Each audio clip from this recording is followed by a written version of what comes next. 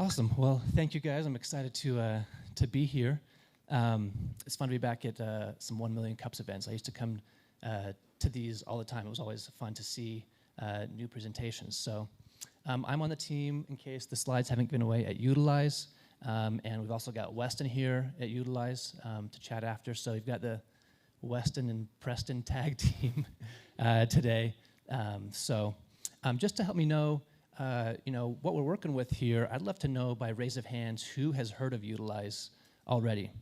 Okay, we got a decent amount, and then some others that hopefully will have some converts by the end of this. So Yoodlize is a peer-to-peer rental platform for all your stuff. So think of Airbnb, but instead of renting out your entire home, you're renting out your items around the home to people in your community. So you may have some paddle boards or a dirt bike, a VR headset, or some tools in your garage that you rent out, right? People have all sorts of stuff that they can't use all the time, right? When you're mountain biking up in the mountains, you can't be using the canoe down in the lake. And so this gives people an opportunity to start making money off the things they already have around their home and turning those into assets that basically become an investment for them.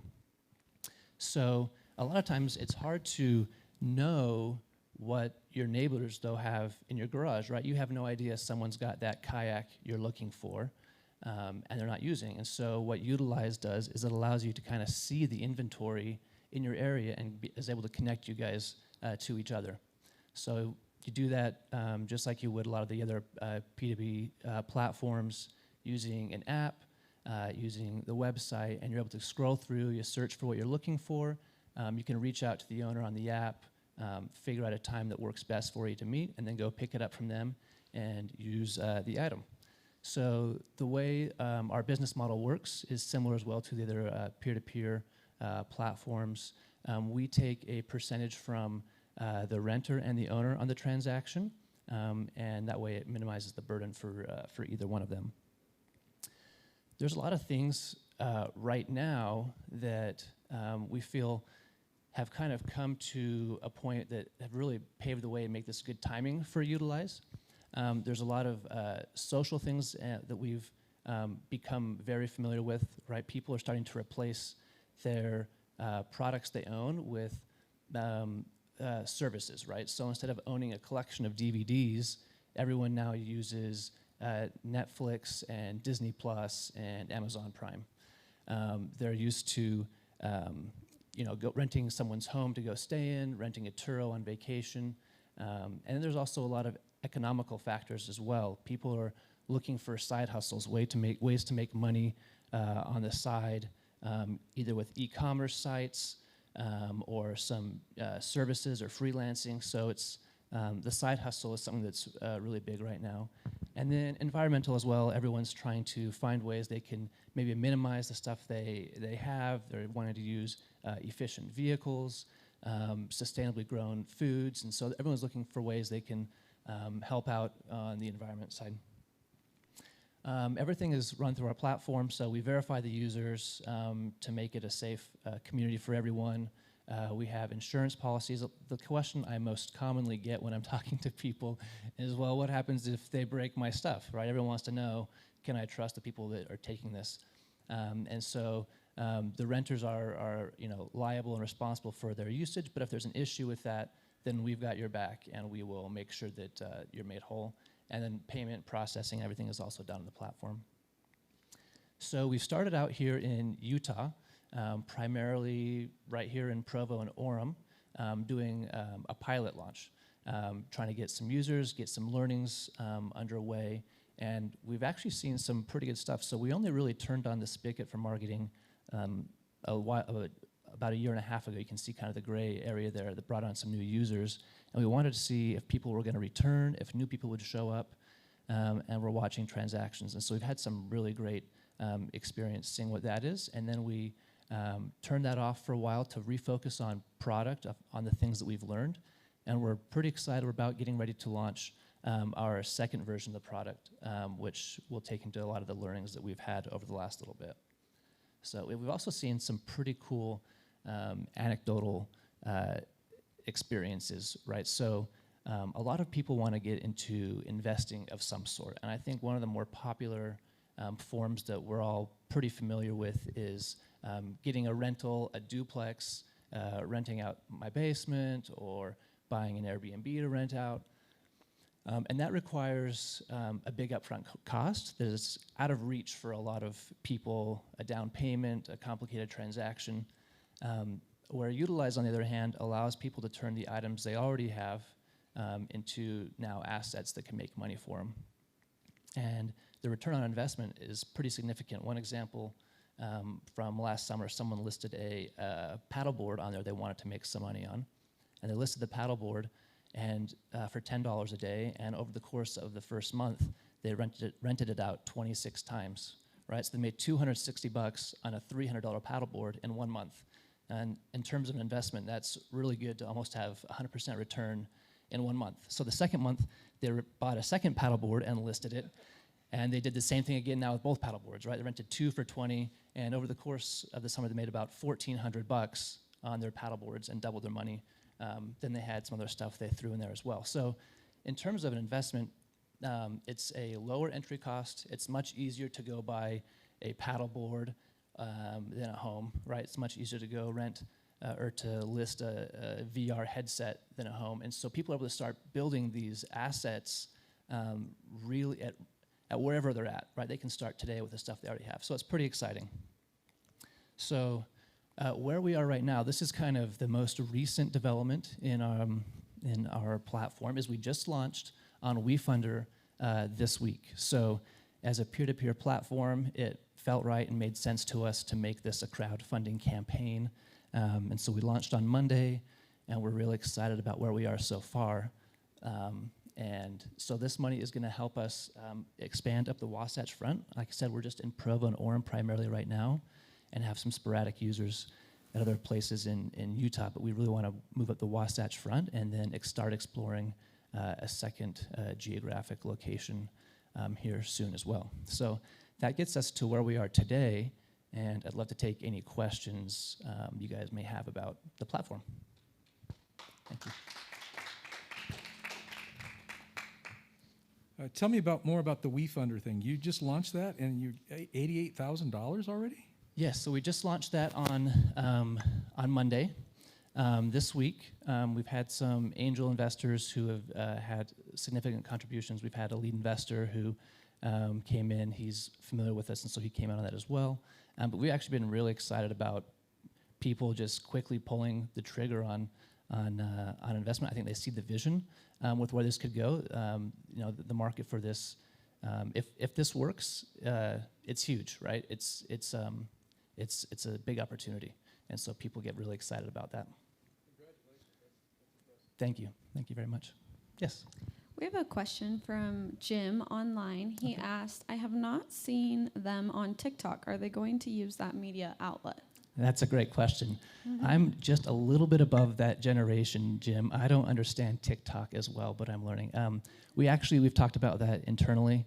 Like I said, we did some initial marketing actually a while back and have not been doing too much paid marketing, but we're about to ramp that up. So Weston actually is our new director of marketing, and so he's starting to kind of turn on those spigots, and we're getting ready to push that out as soon as we get closer with this version 2 of the app and moving up. So do you have anything to add on that, Weston?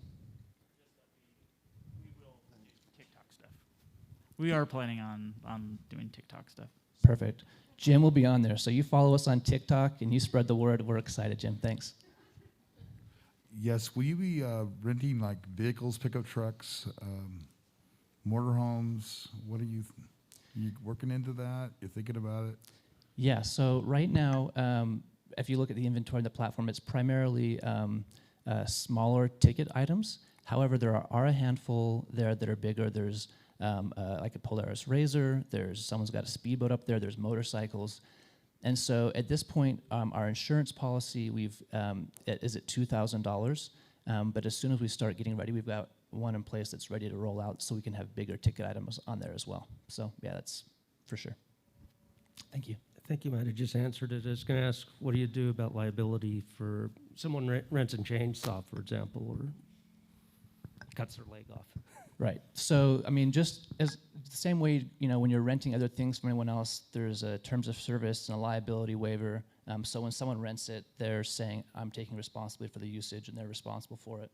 And they're responsible for the item as well. So if they break it, they fix it or return it in the same condition it was used. And if there's an issue with that, then you come to us and we will do that. The thing that's been pretty cool is we actually have not had any issues with that, and a lot of times the items come back in better condition than they were rented. Someone rented a VR headset, it got broken. I think they were too close to a wall and hit the wall. They bought a new one and brought it back to the owner. And then someone as well had a motorcycle they rented out, and the owner was aware of, one of the parts was a little bit loose or wobbly, and so the person who rented it took it to the motorcycle dealership, had them fix that, and then the dealership said, oh, it looks like the wrapping around your exhaust is also coming undone a little bit. Do you want us to fix that? So they fixed that as well. And then when he returned it, he was so excited about it, loved riding the motorcycle. He said, don't worry about it, saw me, enjoy. So we've had a great experience with our community. I think people they love the things they're getting to experience. They normally wouldn't get to experience, right? Because they don't own all these products, but now they get to use them. And so everyone's really excited about it and treating people well. Okay, another question from Jim. He said, have you looked into a PR firm to help you out? Yes, so we actually just brought someone on to do that. So she's great, and we're excited to start rolling out some PR stuff as well. Jim, if you have any contacts, though, maybe she'd love to connect with them as well, and you can email me. It's my name at Yoodlize.com. I would love to know more about some of your competitors. Could you talk about who your biggest competitors are, what sets you apart from them, and as a user, why should I use your platform over another one? That's a great question. Thanks, Peyton. So there are other competitors out there. When I've talked to people, too, this is not like a brand new idea, right? People have either been like, oh, I had that idea, I thought about that, I should have done that, or I've thought about it before. People are familiar with Airbnb and then Turo's, a little more of a lower asset class than that in terms of price range. And so people have thought about this before, but no one has completely owned the market in this. There's some competitors, one's called Fat Llama. They're out of the UK. I've seen some other ones that have launched in specific niches as well. So there are competitors out there, but it's still a wide open market to be taken.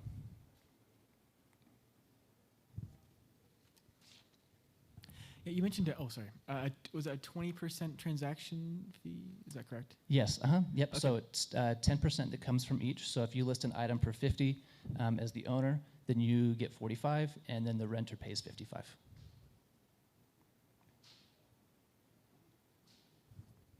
I just want to say this is super cool. Me and my friend here, my good friend Augustine, we just downloaded the app. Oh, did you? Awesome. We just did, because we're college kids and we don't have a lot of things. We got a thing or two here, but right. Every once in a while you think, I want to go paddle boarding. Oh, too bad I don't have a paddle board, But this is really cool, so I'm loving it personally, and awesome. I'm definitely gonna be using it.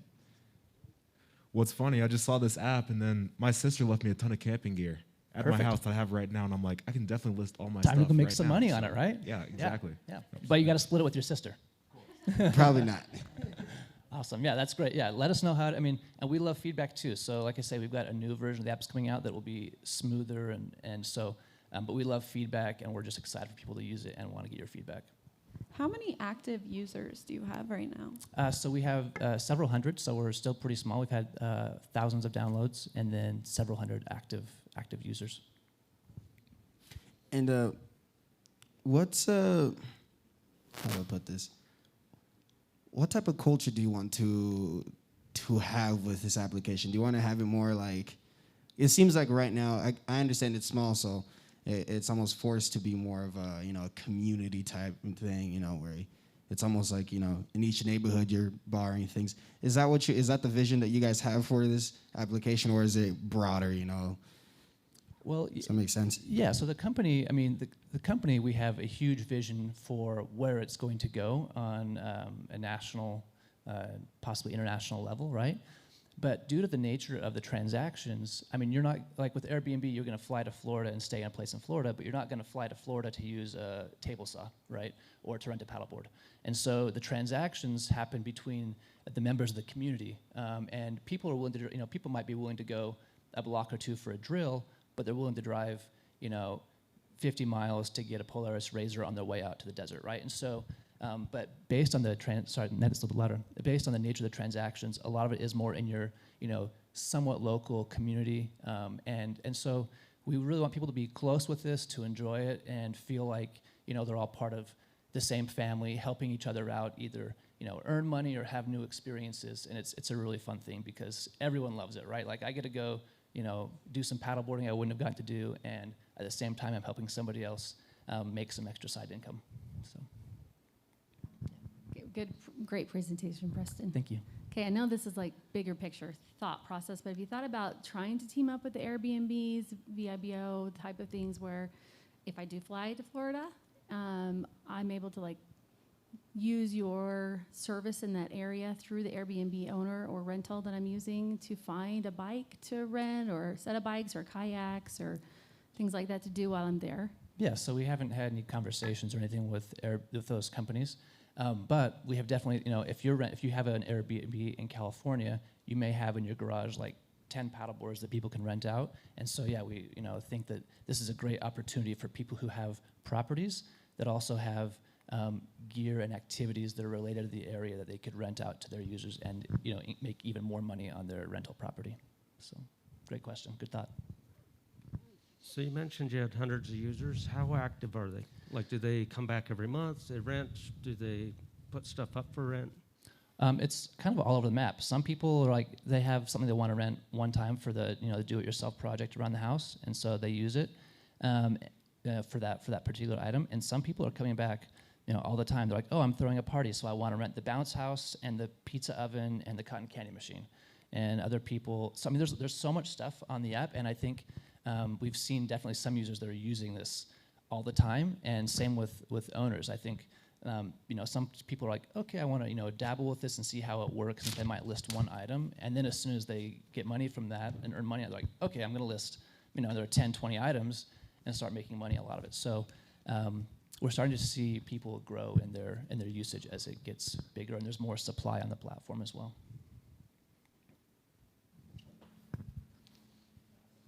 Have you thought about doing something where it's more kind of like you have the option to rent things from everybody, but also make it so it's more community based? So like I might feel more comfortable like letting people that I work with or go to school with or go to church with use my stuff, but not like totally. And then if I want to join a certain group, I can join that group.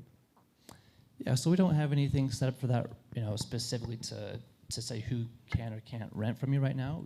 There's definitely different communities that we've thought about reaching out to, like schools or a workplace, and they all get on the app together and could select to rent from them. But we don't have anything in place to limit that. But you as the owner, if you're not comfortable renting to someone, then you could say as thanks, but find the item from someone else. So. Do you have a rating system on it where you can rate each other, kind of like Uber does? Yes, yeah. So the rating system kind of helps build trust in the community and the user as well. So you can both the owner and the renter rate each other, and so we've seen that those that have the items that have ratings definitely do better on the platform. But yeah, there's a 5-star system. Have you thought of a shipping system? Like, let's say the person I want to rent from lives in Draper, but I don't want to drive all the way to Draper. Is there a way that he can ship that to me? Yeah, so hopefully we'll find, as this grows, there might be items that are closer to you. It depends on the value of the item. We don't personally have a shipping system, but several of the owners as well, they're like, hey, I'm willing to deliver this within a certain radius, right? If you were doing a multi-day rental on some dirt bikes, they may be willing to drive it to you if you can't get it down to you. So a lot of times the owners and the renters coordinate on what that handoff looks like. Okay, just another thought. So Giant, Facebook, already has their yard sale marketplace, right? Which kind of took really a lot away from KSL, Craigslist, the local sites like that. I could see them coming in and turning their switch on for their marketplace to do this very feature, which I fear would really hurt Yoodlize. Have you guys put anything in place to protect that? I mean, so there's always opportunities for other competitors to come in and do things, right? Facebook or Airbnb. I think it's going to take some time for that to happen. I think a lot of giants move pretty slow. They've seen things like this out there before, so it's not necessarily a novel idea.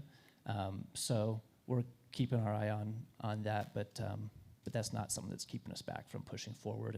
And hopefully, as we get going, we can get some network effects going, and then if they really want to do it, then maybe that makes it a better acquisition than necessarily them trying to compete with it. Good question.